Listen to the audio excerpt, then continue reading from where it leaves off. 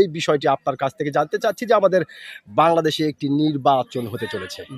তো এই নির্বাচনকে ঘিরে বাংলাদেশের বিভিন্ন ধরনের মানুষ বিভিন্ন ধরনের কথা বলছে। কেউ বলছে এই নির্বাচন আওয়ামী লীগ ছাড়া জায়েজ হবে না, আবার কেউ বলছে না এই নির্বাচন গণতান্ত্রিকভাবে হচ্ছে, সুষ্ঠুভাবে হচ্ছে। তো ভাইজান, আপনি একজন সচেতন নাগরিক এবং সাহসী একজন মানুষ হিসাবে আপনার কাছ থেকে জানতে চাই যে আপনি কোনটা মনে করেন? আমরা তো চাচ্ছি সুষ্ঠুভাবে নির্বাচন হোক। সুষ্ঠুভাবে নির্বাচন হোক। হ্যাঁ, তবে আশাটা কি করতেছেন যে আসলে নির্বাচনটা কি সুষ্ঠু হবে?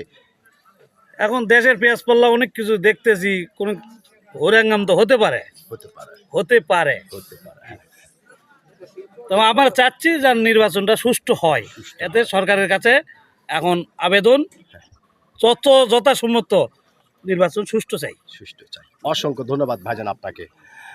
আপনি যে সত্যিকারের একজন সাহসী মানুষ, আপনি কিন্তু আপনার সাহসিকতার পরিচয় দিয়েছেন। আপনি খুব গুরুত্বপূর্ণ একটি কথা বলেছেন। আমি আশা করব আপনার এই গুরুত্বপূর্ণ কথাটি ও সাহসী কথাটি বাংলাদেশের অনেক মানুষের কাছে গ্রহণযোগ্য হবে। অসংখ্য ধন্যবাদ আপনাকে। Thank you.